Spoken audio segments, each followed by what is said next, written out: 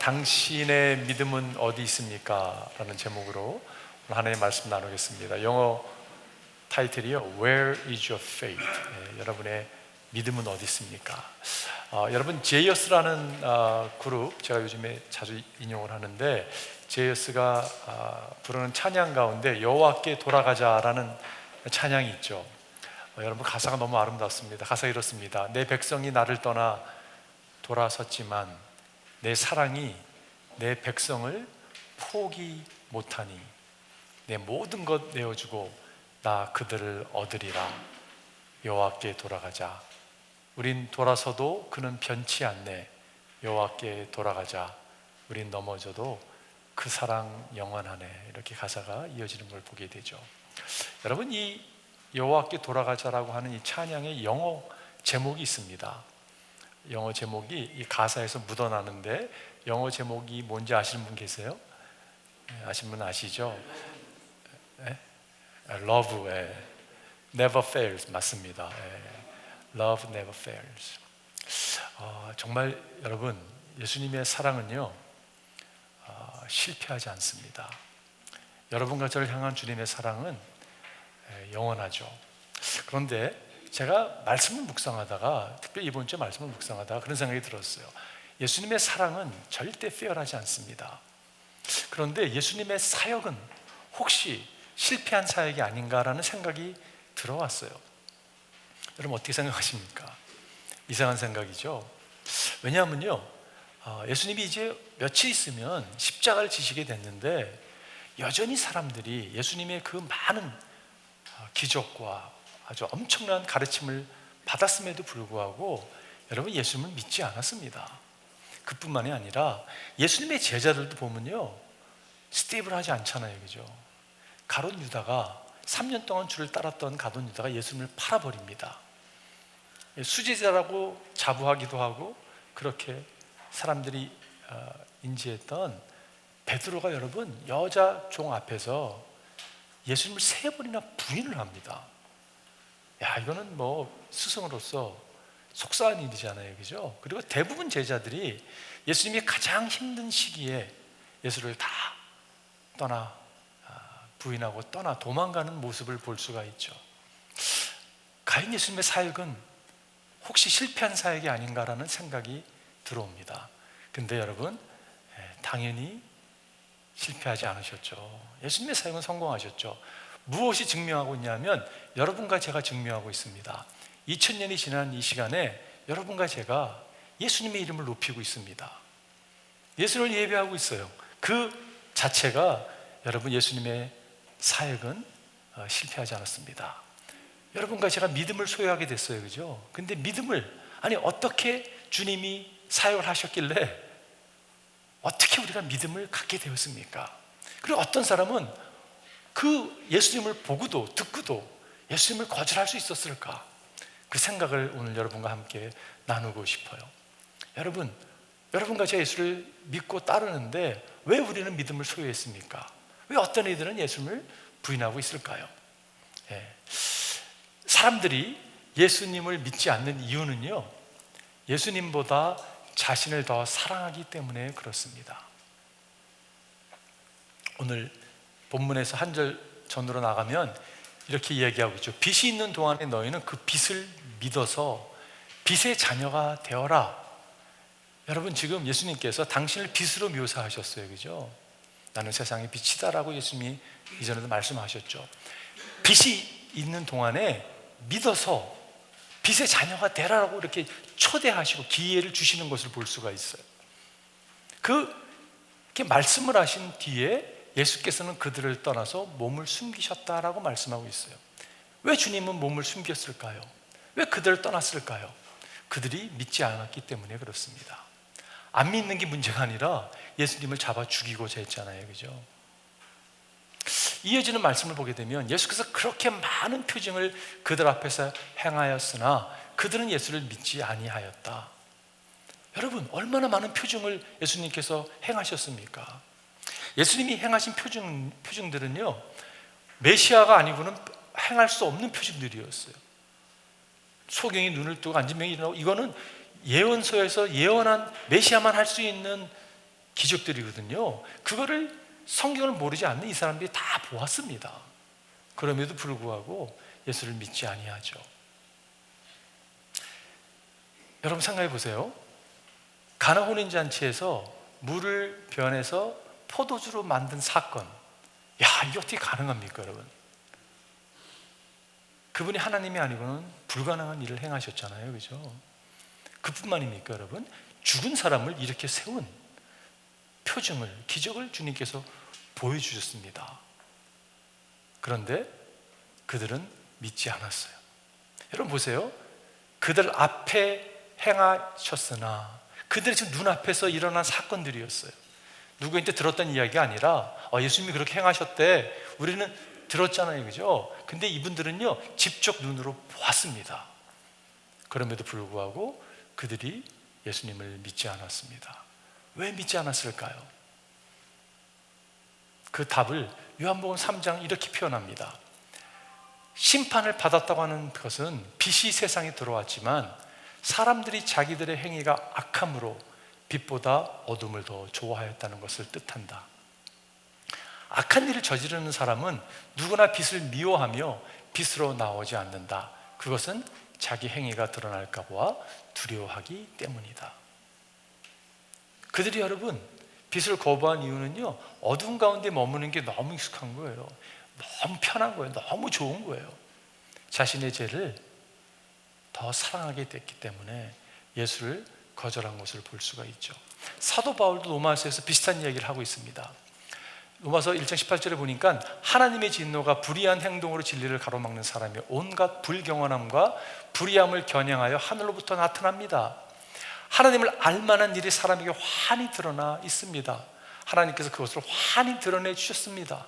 일반 계시를 통해서도 하나님 드러내 주셨어요, 그죠? 이 세상 창조 때부터 하나님의 보이지 않는 속성, 곧 그분의 영원하신 능력과 신성은 사람이 그 지으신 만물을 보고서 깨달게 되어 있습니다. 네, 자연계시를 통해서 알 수가 있는 거죠.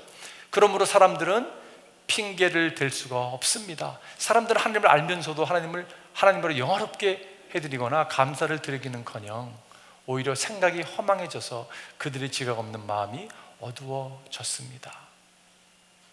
네, 같은 말을 하고 있어요, 그죠? 요한복음도 로마서도 같은 이야기를 하고 있습니다. 여러분, 예수보다 자신을 더 사랑하는 거예요. 우리는 어떻습니까, 여러분?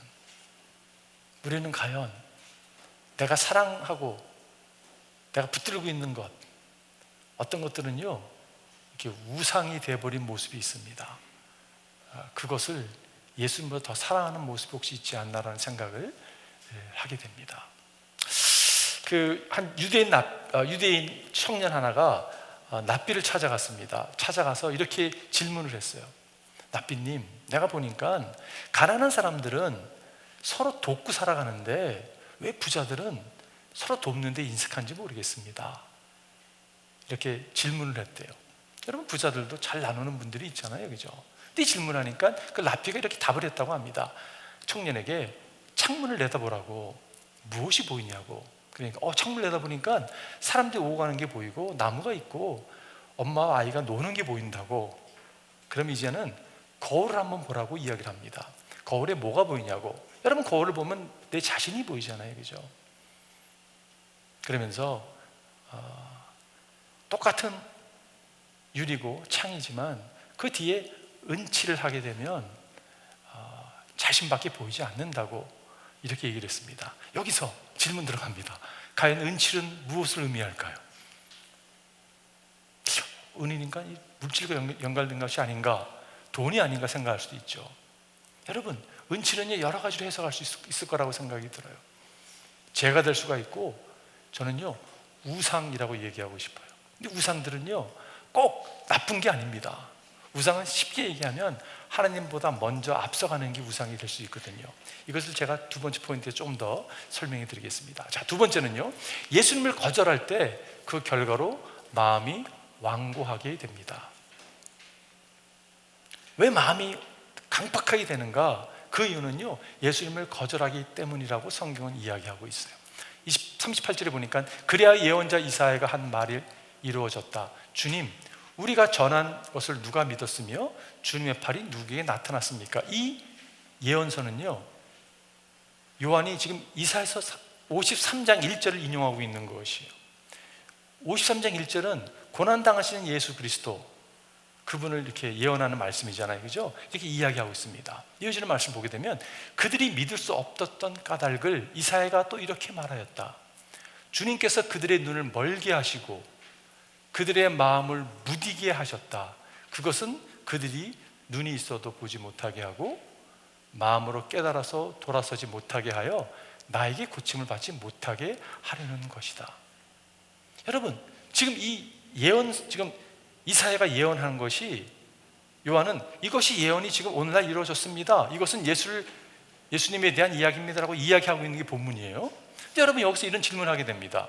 아니, 주님께서 그들의 눈을 멀게 하신 분이 주님인데, 그들의 마음을 무디게 하신 분이 주님인데, 아니 이거를 원인을 제공한 분이 하나님 아닙니까? 라고 생각할 수 있어요.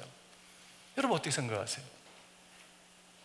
여러분, 출애굽기에 보게 되면 하나님께서 모세를 통해서 이스라엘 백성을 출애굽시키는 그 과정 가운데 10가지 재앙을 이렇게 내리시잖아요. 근데 이치 재앙마다 여러분 어떤 성경의 표현이 나오냐면 하나님께서 바로의 마음을 강팍해 하심으로, 아니 지금 한 재앙만 봐도 이건 뭐 기법하고 손 떼고 보내야 되는데, 아니 그 마음이 강팍하게 됐다는 표현이 나와요. 그러면서 아니 이거 너무한 거 아닙니까? 바로가 뭐 잘못이 있습니까? 하나님이 바로의 마음을 강팍하게 하셨다고 성경은 기록하고 있는데 라고 생각할 수가 있습니다. 이 같은 맥락에서의 생각인 것이에요. 여러분, 해석이 잘못됐습니다. 마음이 강팍하겠다는 의미는요, 마음이 스스로 거절한 마음, 강팍한 마음을 하나님께서 그대로 그냥 내버려 두신 것을 표현하는 것이에요. 제가 이 말씀을 준비하다가 무슨 생각이 들었냐면요, 너무 무서운 거예요. 여러분, 뭐가 무섭냐면요, 이게 저주입니다. 자유의지라는 것이 하나님 주신 거잖아요, 그죠? 자유의지 플러스 무지가 따르게 되면 이거는 저주가 쫓아오거든요. 이런 공식이 만들어지더라고요. 그런데 너무 무서운 거예요. 그리스도를 거절하고 또 거절하고 하나님은 또 찾아오시고 또 말씀하시고, 하지만 거절하면요 마음이 어떻게 됩니까, 여러분? 강팍해질 수밖에 없는 거예요. 그 자리에 나가는 것은 저주라는 것이에요. 근데 그 시작이 어디서 시작되는가? 내가 바라봐야 될 분을 바라보지 못하고 엉뚱한 것을 바라보고 있다면 그것으로 하여금 내가 우상을 섬기는 것이 되고 무지함이 찾아오고 결국에는요 마음이 강팍해질 수 있다는 것이에요. 지난 금요일 날 새벽 기도에 우리 장로님께 설교를 해주셨는데, 거기서 제가 그 예화를 좀 인용해서 여러분에게 나누고 싶은데 좀 찾아봤습니다. 재밌는 어떤 이런 통계인데 17나라한테 설문조사를 했습니다. 당신의 삶에 가치를 두는 것이 무엇입니까? 어떤 의미를 두고 당신은 살아갑니까? 라고 나라마다, 민족마다 여러분 답이 다른 걸 볼 수가 있어요. 17나라 가운데 가장 나의 삶에 가치 있는 것, 17나라 가운데 15나라는 답이 같았습니다. 가족. 여러분도 그렇게 얘기했을 것 같아요, 그죠? 그리고 두 나라만 다른 걸 얘기했습니다. 한 나라는 대만이었습니다. 대만은 자유가 어떤 것보다 가치 있다라고 아마 이렇게 얘기를 했는데, 아마 그거는 중국의 억압 때문에 약간 그렇게 표현하지 않나 생각을 해보았어요. 근데 대한민국이 유일하게 모든 다른 나라와 다르게 가치를 딱 얘기한 게 있었습니다. 여러분 뭐라고 생각하세요? 다 대한민국 사람이에요, 그죠? 돈 그런 사람은 다 대한민국 사람이에요. 깜짝 놀랄 일이죠. 그걸 갖다가 또 어느 분은 또 돈이라고 이야기한 것을 또 이렇게 왜 그렇게 답을 할 수밖에 없었다는 것을 또 이렇게 쭉 설명한 것도 있었는데, 여러분 좀 쇼크 받긴 했지만 돈이 잘못된 것입니까, 여러분? 아니잖아요, 그죠? 하나님 주신 축복으로 우리가 받을 수 있잖아요, 그죠? 근데 여러분, 돈이 우상이 되면요, 예수님보다 먼저 나아가면 우상입니다, 여러분. 여러분, 가족이 얼마나 귀해요. 그걸 뭐라고 할 사람이 어디 있어요, 그죠? 근데 가족 또한 예수님 먼저 나갈 수는 없습니다. 여러분, 자녀가 우상이 될 수 있습니다. 남편이, 아내가 우상이 될 수 있어요. 예수님 안에서 가정이 있고 예수님 안에서 돈을 사용하고 예수님 안에서 자유를 누려야지, 그것이 먼저 나가게 되면 우상이 될 수밖에 없고, 우상은 우리의 눈을 멀게 하고 우상은 우리의 마음을 강팍하게 할 수밖에 없다는 것이에요. 그럴 때 여러분, 우리가 조심해야 될 것이 있다면 우리의 마음입니다. 우리의 마음을 늘 그리스도의 은혜로 집중하는 것이 얼마나 중요한지 모르겠어요. 에베소서 보게 되니까 그들은 자기들 속에 있는 무지와 자기들의 마음의 완고함 때문에 지각이 어두워지고 하나님의 생명에서 떠나 있습니다. 이 자리까지 절대 가서는 안 되는 거죠.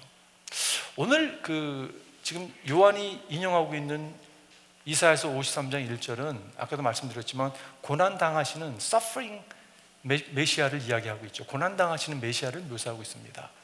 여러분, 그 말씀이 지금 53장 1절을 인용하고 있는데 2장 3절이 이어지는 말씀, 이 말씀이에요. 그는, 지금 메시아를 예수님 얘기하는 거죠. 주님 앞에서 마치 연한 순과 같이 마른 땅에서 나온 싹과 같이 자라서 그에게는 고운 모양도 없고 훌륭한 풍채도 없으니 우리가 보기에 흠멀 많은 아름다운 모습이 없다. 그는 사람들에게 멸시를 받고 버림을 받고 고통을 많이 겪었다. 그는 언제나 병을 앓고 있었다. 사람들이 그에게서 얼굴을 돌려서 그가 멸시를 받으니 우리도 덩달아 그를 귀하게 여기지 않았다. 어떻게 이 구약 성경에 박식한, 그렇게 연구를 많이 한 유대인들이 이 말씀을 놓칠 수 있었을까요? 메시아에 대한, 고난 당하신 메시아에 대해서 어떻게 놓칠 수 있었을까요? 심플합니다. 그들이 기대했던 그림과 지금 예수님의 모습과 너무 차이가 나는 거거든요. 그들은요, 뽐나는 메시아를 기대했습니다. 어쩌면 백마를 타고 쫙 등장해가지고 로마 정권에서가 억압에서 쫙 자유를 줄 수 있는 그런 메시아를 기대했기 때문에 고난당하는 예수를 여러분 상상할 수 없었던 것이요. 예수님은 어떤 분이세요? 볼품없는 분이세요. 제가 한번 질문해 볼게요. 여러분, 예수님이 사역하실 때가 한 30세 정도 됐었는데 예수님은 늙어 보이셨을까요? 젊어 보이셨을까요? 어떻게 생각하세요? 이 말씀을 기초해 보면 예수님이 늙어 보이셨을 것 같아요. 왜냐하면 한 번은 요한복음 8장에 보면 예수님께서 이런 말씀을 하십니다. 내가 아브라함보다 이전에 있었다라는 이야기를 하세요. 그러니까 사람들이, 아니 당신이 50도 안 돼 보이는데, 50밖에 안 돼 보이는데, 여러분과 제가 그런 얘기를 우리가 한 20살도 누가 높여가지고 본다 그러면 굉장히 기분 나쁠 거예요, 그죠? 아니, 사람은 뭐를 보는 거야 이렇게. 저는요, 예수님이 늙어 보였었을 것 같아요. 유대인들이 기대하는 메시아가 아니었습니다. 어느 분이 그러시더라고요. 성경적인 인물은 동안이 아니래요. 우리 가운데 동안 인물 많이 계시잖아요. 이렇게 나이가 든지 몰랐다고. 여러분, 기대감이 있습니다. 기대감. 여러분과 제가 신앙생활 하면서도 기대감 가운데 신앙생활 한 분 계실지 모르겠어요. 교회 나오면 그래, 이런 문제가 해결될 거야. 가정에 평화가 찾아올 것이고 내 사업에 문제 해결될 거라고 생각하고 딱 뛰어들었는데 웬걸, 문제가 하나도 해결되는 게 없는 거예요. 내 기대감대로 되어지지 않는 일 때문에 여러분 좌절하시겠어요? 아닙니다. 절대 좌절하시면 안 돼요. 그럴수록 여러분같이 예수님을 선택해야 되는 거예요. 마음을 지켜야 되는 거예요. 여러분, 믿음은요, 하나님이 여러분과 믿음의 사람이 되기를 원하는데 믿음은 어떻게 세워지는가? 고통 가운데 세워지더라고요. 여러분, 삶의 고통, 문제 없는 사람이 어디 있습니까? 다 문제가 있습니다. 그 고통 가운데 하나님을 바라보고 주를 선택할 때 우리의 믿음이 세워지는 것을 보게 돼요. 그랬더니 여러분, 고통 너무 거절하지 마십시오. 그것이 오히려 여러분과 저로 하여금 진짜 신앙인으로 세우는 것을 우리가 많이 경험하게 돼요. 세 번째는요, 우리가 예수를 믿는 것은 우리가 그리스도의 영광을 보았기 때문입니다. 사람들은 예수를 거절했습니다. 자신의 죄 더 사랑하기 때문에. 여러분, 그런데 여러분과 저는 예수를 믿게 됐어요. 어떻게 믿게 됐습니까? 그리스도의 영광을 보았기 때문에 그렇습니다. 오늘 41절에 보니까 이사야가 이렇게 말한 것은 그가 예수님의 영광을 보았기 때문이다. 이사야가 보았어요. 이 말은 그가 예수를 가리켜서 한 것이다. 여러분, 이사야가 봤어요. 요한도 봤습니다. 여러분도 봤어요. 보셨죠? 뭘 보셨어요? 뭐를 보셨습니까? 십자가의 영광을 본 거예요. 자신의 영광을 봐서는 십자가가 보이지 않습니다. 여러분, 교회 다니면서도요, 자꾸 자신의 영광을 추구하는 분들이 계세요. 십자가의 영광이 볼 수가 없어요. 여러분과 제가 보아야 될 것은 십자가의 영광입니다. 요한도 보았고 이사야에서 보았고 여러분과 저도 보았어요. 바울이 이렇게 얘기하죠. 그들의 경우를 두고 말하면 이 세상의 신이 믿지 않는 자들의 마음을 어둡게 하여 하나님의 형상이신 그리스도의 영광을 선포하는 복음 빛을 보지 못하게 한 것입니다. 그런데 어둠 속에 비춰라 하고 말씀하신 하나님께서 우리 마음속을 비추셔서 예수 그리스도의 얼굴에 나타난 하나님의 영광을 아는 지식의 빛을 우리에게 주셨습니다. 주를 믿음으로 말미암아 그 형상, 주님의 영광, 그걸 우리로 하여금 주님께서 보게 허락하셨다는 거예요. 여러분, 얼마나 복받은 자들입니까? 여러분과 제가 믿음을 소유하고 있다면 그리스도 십자가 영광을 본 사람들이거든요. 이것이 얼마나 복된지 모르겠어요. 사람의 영광을 추구하지 마십시오. 하나님의 영광을 추구하십시오. 오늘 42절에 보니까 지도자 가운데서 예수를 믿는 사람이 많이 생겼으나 보세요, 많이 생겼다고 했는데 그들은 바리새 사람들 때문에 믿는다는 사실을 드러내지 못하였다. 정말 믿는 사람이었을까라는 생각을 하게 돼요. 그리고 이어지는 말씀이 그것은 그들이 해당해서 쫓겨날까 두려워하였기 때문이다. 그들은 하나님의 영광보다도 사람의 영광을 더 사랑하였다. 정말 믿는 사람이었을까요? 여러분, 이 지도자는 어떤 사람들이었냐면요, 아마 사내들인 공회원이었을 것입니다. 유대인들이 이렇게 모여 살았잖아요. 지금 로마 정권 아래에 있지만 이렇게 도시 같은 데는요, 이 사내들인 공회원을 23명을 세웠습니다. 근데 예루살렘은요, 사내들인 공회거든요. 위원장까지 70명의 장로를 세웠습니다. 이분들이 여러분 대단한 분들이세요. 그 올라가기까지 쉽지 않거든요. 존경도 받고요, 사람들에게 모든 어떻게 보면 권위를 갖고 있는 사람들이에요. 심판할 수도 있고 어떤 행정을 할 수 있는 능력의 사람들입니다. 근데 여러분 보세요, 그들이 해당에서 쫓겨날까 봐 힘들어했습니다. 드러내지 않았습니다. 그리고 요한은 뭐라고 표현하냐면 그들은 하나님의 영광보다도 사람의 영광을 더 사랑하였다라고 이야기하고 있어요. 근데 여러분, 이해가 되지 않습니까? 이분들이 이렇게 얘기하는 거 이해가 되지 않아요? 내가 어떻게 올라간 자리인데, 아니 이걸 갖다 어떻게 박차고 내가 예수 믿는다고 고백할 수 있겠어? 여러분, 그렇게 생각하지 않으세요? 어떻게 생각하세요? 이해가 된다고. 여러분, 이해되면 안 됩니다. 정말 죄송하지만요, 왜냐하면요, 하나님의 영광보다 사람의 영광을 더 사랑해서는 안 되는 거잖아요, 그죠? 근데 문제가 뭐예요? 이해가 되는 게 문제예요. 나도 이해가 되고 여러분도 이해가 되는 거예요. 근데 기도하기는 여러분과 제가 이해가 안 됐으면 좋겠어요. 아니, 무슨 말입니까? 우리가 어떻게 사람의 영광을 구할 수 있겠습니까? 우리는 하나님의 영광을 구하는 사람입니다라고 고백하는 자리에 여러분 나아가야 되는 거예요. 지금은 이해가 되더라도 정말 이해가 안 됩니다, 하나님이라고 고백할 수 있는 자리에 여러분과 제가 나아가기를 바라요. 중동에서 두 소녀가 세례를 받게 됐습니다. 한국 목사님이 비행기를 타고 가가지고요, 그 연결된 선교사님을 통해서 세례를 주게 됐는데, 이 아이들이 여러분, 모슬람에서 세례를 받는다는 것은요, 쉬운 일이 아닙니다. 우리는 막 세례 받으면 막 기뻐하고 좋아하잖아요. 근데 이 두 아이가 부들부들 떨더래요. 그래서 목사님이 너무 떨어서 다음에 받아도 된다고, 오늘 거 안 받아도 된다고 하니까 이 두 소녀가 뭐라고 얘기하냐면, 우리에게는 다음이 없습니다. 오늘 내가 주님의 사랑을 선택합니다. 꼭 받겠습니다 하고 세례를 받았다고 합니다. 저는요, 이 소녀는 십자가의 영광을 본 자매들이라고 저는 믿습니다. 하나님의 영광을 본 사람들은요, 세상이 무모하게 이길지 모르는 것을 담대하게 할 수 있는 사람들이에요. 저는 기도하고 여러분과 제가 하나님의 영광을 바라보고 하나님의 영광을 위해서 살아가는 인생이 되기를 바라요. 여러분, 하나님의 영광을 살아간다는 의미는요, 하나님을 기쁘게 해드리는 삶이에요. 나를 기쁘게 하는 삶이 아니라 하나님을 기쁘게 하는 삶을 살아가기를 바라요. 근데 여러분, 하나님을 기쁘게 하는 삶이 어떤 삶일까요? 창세기 5장 24절에 보면 에녹이 하나님과 동행하더니 하나님께서 그를 데려갔다라고 이야기하고 있어요. 그죠?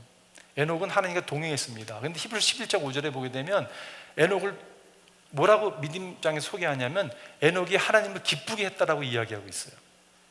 이런 공식이 형성이 됩니다. 하나님을 기쁘게 해드리는 것은 하나님과 동행하는 것이에요. 다시 말해서 하나님께 영광이 되는 삶은요, 여러분과 하나님과 동행하는 것이에요. 무슨 말이냐면 늘 그분을 바라보는 것이에요.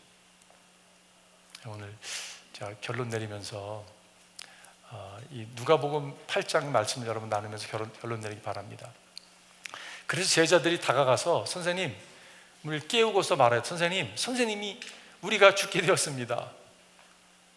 예수께서 깨어나서 바람과 성난 물결을 꾸짖으시니 바람과 물결이 곧 그치고 잔잔해졌다. 예수께서 그들에게 말씀하셨다. 너희의 믿음이 어디에 있느냐? 오늘 설교 제목이죠. 그들은 두려워하였고 놀라서 말하였다. Where is your faith? 주님께서 이렇게 질문하셨어요. 이분이 도대체 누구시기에 바람과 물을 호령하시니 바람과 물조차도 그에게 복종하는가? 여러분, 제자들이 풍랑을 지금 만났습니다. 예수님께서 뭐라고 질문했냐면 Where is your faith? 이렇게 질문하셨어요. 이 의미가 무엇입니까? 너의 믿음이 부족해, 이 질문이 아니었어요. 그죠? Where is your faith? 네 믿음이 어디 있냐고. 무슨 말이냐면요, 여러분과 제가 예수를 믿는다면 우리가 믿음이 있는 거예요. 그죠? 의도적으로 믿음을 꺼내 보아라라는 말씀이에요. 의도적으로 믿음을 꺼내십시오라는 말씀이에요. 여러분, 우리가 풍랑을 당할 때 믿음이요 흔들릴 때가 있습니다. 믿음이 없는 것처럼 느껴질 때가 있어요. 의도적으로 믿음을 꺼내야 되는 거예요.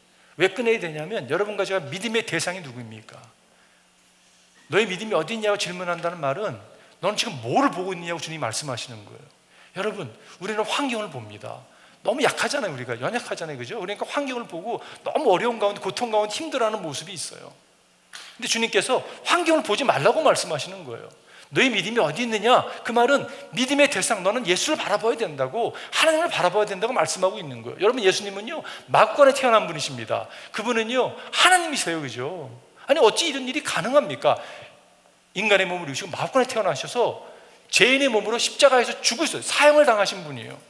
그분은 죽었지만 그분은 부활하셨습니다. 그분은 승천하셨어요. 예수님은 여러분 마구간에 정말 고난의 종으로 오신 그분은요 나중에 재림하실 때는요 영광의 왕으로 임하실 것입니다. 심판의 왕으로 오실 분이세요. 그분이 지금 하나님 우편에서 뭘 하고 계십니까? 여러분, 역사를 통치하고 계시는 분이세요.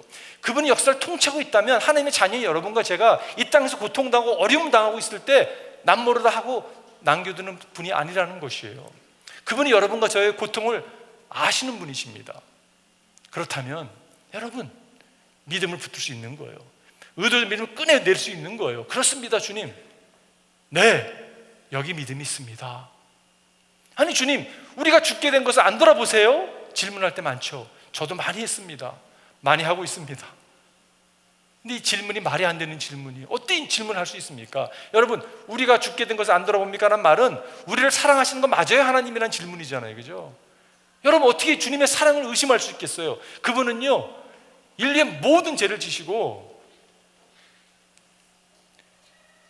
가장 강렬한 풍랑 속으로 그분이 여러분 하나님의 진노의 풍랑, 하나님의 정의 풍랑 속으로 들어가신 분이세요. 그러시고 고개를 딱 떨구신 분이세요. 그분이 여러분 우리를 얼마나 사랑하셨는지 다 가장 저주를 다 몸으로 받으신 분이세요. 근데 우리가 그분에게 향해서 주님, 우리가 죽게 된 거를 왜 안 돌아보세요? 이 질문을 할 수 없어요. 주님은 여러분과 저를 너무 사랑하시는 분이세요. 그래서 모든 것을 다 주신 분이십니다. 오늘 서론 부분에서 Love never fails. 사랑은 결코 패하지 않습니다. 여러분과 제가 실망하고 좌절하고 고통 가운데 주를 떠날 때가 있어요. 근데 여러분, 다시 주의 사랑을 바라보시고 믿음을 꺼내시고 주님께 돌아가는 여러분과 제가 되기를 바라요. 그런 은혜가 여러분과 저에게 임하기를 주님의 이름으로 축원드립니다. 한번 기도하시겠습니다.